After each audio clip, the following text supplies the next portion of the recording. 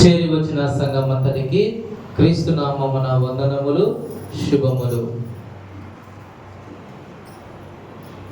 August మాసం అంతా కూడా గడిచిపోయింది.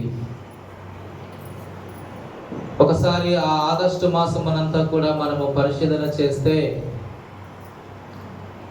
ఎన్నో రకములైనటువంటి సమస్యలు, బాధలు, అనారోగ్యముతో కూడినటువంటి రోగములన్నీ కూడా మనల్ని దరిచేరాయి, కృంగదీశాయి. సమస్యలతో విలవిలలాడుతున్నటువంటి మనకు దేవుడు గొప్ప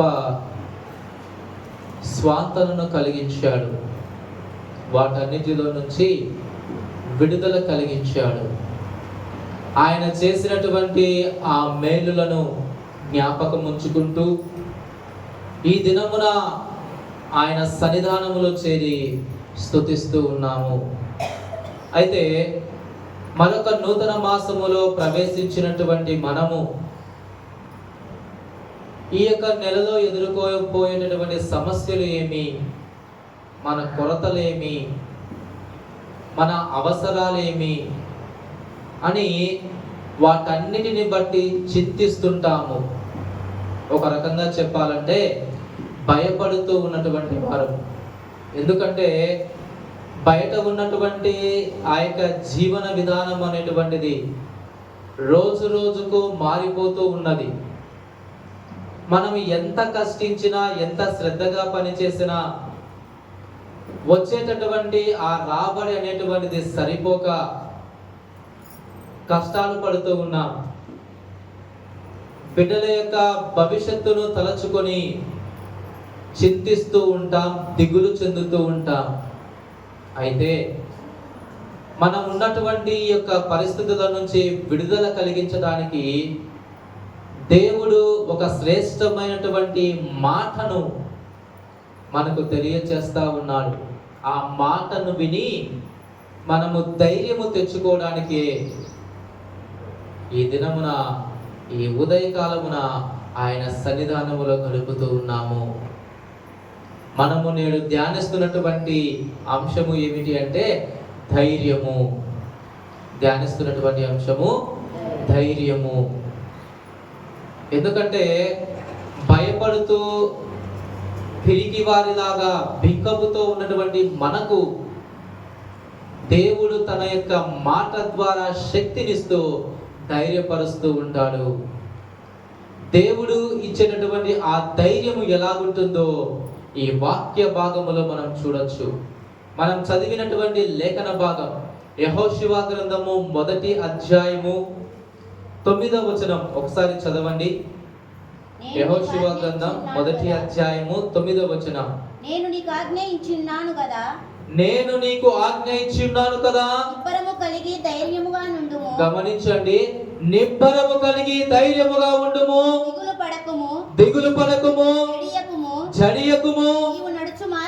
నీవు నడుచు మార్గమంతటిలో నీ దేవుడైన యెహోవా నీకు తోడై ఉండుము. ఎంత చక్కటి మాట అండి. ఏమంటున్నాడు ఆయన? నిబ్బరము కలిగి ధైర్యముగా ఉండమని సెలవిస్తా ఉన్నాడు. ఈ మాట దేవుడు యెహోషువ గారితో చెప్పాడు. ఎప్పుడు చెప్తున్నాడంటే ఇశ్రాయేలు జనాంగానికి దేవుడు ఒక వాగ్దానం ఇచ్చింటాడు. పాలు తేనెలు ప్రవహించేటటువంటి దేశానికి నిన్ను నడిపిస్తాను అని. అయితే మోషే నాయకత్వంలో వారు వెళుతూ ఉన్నారు. మార్గమధ్యములో అనేకమైనటువంటి యుద్ధాలు, అనేకమైనటువంటి కొరతలు, బాధలు అనుభవించారు. ఆయన దేవుని సన్నిధానమందు నిద్రించడం జరిగింది. ఎవరు అంటే మోషే గారు. ఇప్పుడు ఇశ్రాయేలు జనాంగం అనేటువంటిది బహు విస్తారమైనటువంటిది, గొప్ప జనాంగము, దేవుడు ఏర్పాటు చేసుకున్నటువంటి ప్రజలు. మరి అటువంటి గొప్ప ప్రజలను నడిపించడానికి దేవుడు ఇక్కడ ఇంకొక వ్యక్తిని సిద్ధపరుస్తున్నాడు. ఆయన ఎవరు అంటే యెహోషువ గారు. మరి యెహోషువ గారు అనుకునవచ్చు, మోషే గారు అంటే దేవుని చేత ఏర్పాటు చేయబడ్డాడు, దేవుని యొక్క మాటలు వింటూ ఉన్నాడు, ఆయన ఆ ధైర్యముతోనే ఇంత గొప్ప జనాంగాన్ని పరిపాలించడం జరిగింది. మరి ఉన్నట్లుండి అటువంటి బాధ్యత నాకు వచ్చింది, నేను ఎలా నిర్వర్తించగలను, ఎలా చేయగలను అని ఆయన కూడా అనుకొని ఉండవచ్చు.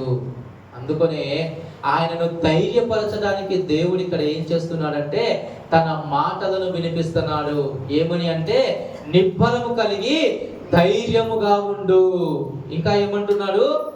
దిగులు పడకుము, జడియకుము, నీవు నడచు మార్గం అంతటిలో నీ దేవుడైన యెహోవా నీకు తోడై ఉన్నాడు. దేవుడు నీకు తోడై ఉన్నాడు అనేటువంటి విషయాన్ని మరలా ఆయనకి జ్ఞాపకం చేస్తున్నాడు. ఇక్కడ పిల్లలు వీళ్ళు ఉన్నారు కదా, వీళ్ళు ఒక్కొక్కసారి ఏదైనా పనిని అప్పగించేటప్పుడు భయపడతారు. మనం ఉన్నంత వరకేమో, చూస్తున్నంత వరకేమో బాగా గెంతులు వేస్తూ సంతోషంగా ఆడుకుంటారు. అయితే ఉన్నట్లుండి ఏదైనా ఒక పనిని అప్పగిస్తే భయపడిపోతారు. ఎవరైనా ఒకరిని పిలిచి ప్రార్థన చేయరా అంటే వాడు ఏం చేస్తాడు? అమ్మో అని తడబడతా ఉంటాడు. ఎందుకంటే నా ముందర పెద్దలు ఉన్నారు, నేను ఎప్పుడు కూడా ఇక్కడ నిలబడలేదు అనేటటువంటి ఒక భావన ఏం చేస్తుందంటే అతనికి ఆ గందరగోళముతో భయమును అనేటువంటిది తీసుకొని వస్తుంది. అయితే తన పక్కన ఉన్నటువంటి తండ్రి కానీ, అన్న కానీ, వాళ్ళ తల్లి గారు కానీ భయపడవద్దు నాయనా, ధైర్యముగా ఉండు, దేవుడు నీకు సహాయం చేస్తారని ఆ బిడ్డను సిద్ధపరిచి ముందుకు నడిపిస్తే భయమున్నా కానీ ఇక్కడికి వచ్చేసి నా అమ్మ నాకు తోడుగా ఉంది, మా తండ్రి నా పక్కనే ఉన్నాడు, నా అన్న, నా సోదరులు వాళ్ళు నాకున్నారు, ఒకవేళ తప్పు చేస్తే నన్ను సరిదిద్దుతారు అనేటటువంటి ఆ యొక్క భావనతో వారు ఏం చేస్తారంటే అప్పగించినటువంటి పనిని చక్కగా చేయడం జరుగుతుంది. మనకు కూడా కొన్ని పనులు ఉంటాయి. గత వారం అంతా కూడా లేదా గత మాసం అంతా కూడా చూస్తే వర్షాలు లేక చాలా బిలబిలలాడిపోయాం. ఏంటి పరిస్థితి అని చెప్పేసి బిక్కుగా ఉన్నాం. అయితే 2-3 రోజుల నుంచి దేవుడు సమృద్ధికరమైనటువంటి వర్షాలను కురిపిస్తూ ఉన్నాడు. ఇక పంటలకు ఎటువంటి లోటు అనేటువంటిది ఉండదు.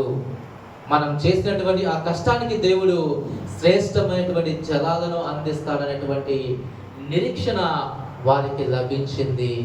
ఇలాగే మనము తలపెట్టబోయేటటువంటి ఈ యొక్క కార్యములలో ఈ మాసం అంతటిలో కూడా దేవుడు ఏం చేస్తాడంటే మనకు తోడుగా ఉండి నడిపిస్తాడు.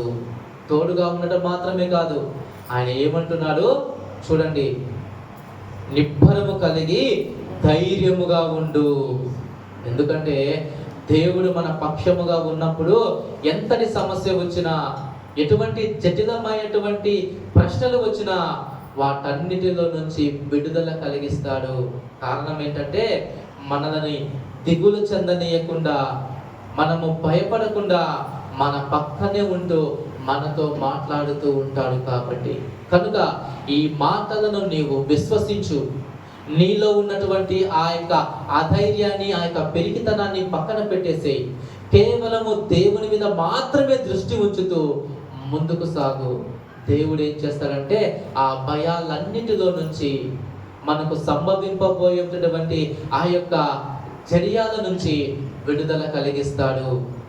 మన కుటుంబ సభ్యులు అపాయములో పడి ఉండవచ్చు, అనారోగ్య సమయంలో ఉండవచ్చు, వారు ఆ యొక్క సమస్య నుంచి బయటికి రాలేకపోవచ్చు. కానీ దేవుడు మనకు తోడుగా ఉన్నాడు.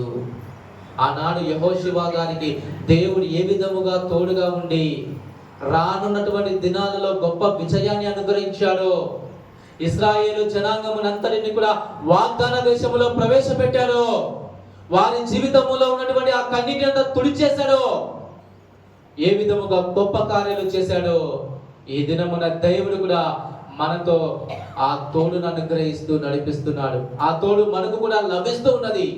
కనుక నీవు అధైర్యపడకుండా దేవుని మీద విశ్వాసం ఉంచు, నిబ్బరము కలిగి ధైర్యముగా ఉండు. నీ పనులన్నిటిని కూడా దేవుడు సఫలపరుస్తాడు, ఆశీర్వదిస్తాడు, కుదుటపరుస్తాడు, స్వస్థపరుస్తాడు, దీవిస్తాడు. అటువంటి ఆశీర్వాద కృప దేవుడు మనందరికీ అనుగ్రహించునుగాక. ఆమేన్. ప్రార్థించుదము. దయగలిగినటువంటి దేవ, మీకే వందనములు, స్తుతులు నాయనా. ఈ ఉదయకాలమున ధ్యానించినటువంటి నీ వాక్యము నీ బిడ్డలకు గొప్ప ధైర్యాన్ని అనుగ్రహించే కృపను దయచేయమని ప్రార్థిస్తున్నాము తండ్రి. మేము కూడా ఈ జీవన ప్రయాణంలో అనేకమైనటువంటి యుద్ధములు ఎదుర్కొంటున్నామయ్యా. అనారోగ్యపరము నుంచి యుద్ధము చేస్తున్నాము తండ్రి. ఆ బిడ్డలకు సంపూర్ణమైనటువంటి ఆరోగ్యాన్ని అందించమని ప్రార్థిస్తున్నాము నాయన. పంటలు పండించడంలో విఫలమవుతున్నటువంటి నీ బిడ్డలకు శ్రేష్టమైనటువంటి వర్షాలను అనుగ్రహించి మంచి పంటను పండించేటటువంటి శక్తితో వారిని నడిపించమని ప్రార్థిస్తున్నాము తండ్రి. ఇంకా అనేకమైనటువంటి కొదులతో అక్కరతో ఉన్నటువంటి వారికి నీ యొక్క సహాయాన్ని అందించి తృప్తిపరచమనైనా మీ దీవెనతో వారిని భద్రపరిచి నడిపించమని యేసు నామమున ప్రార్థన చేయించు, విన్నవించి ప్రార్థన చేయించున్నాము తండ్రి. ఆమేన్.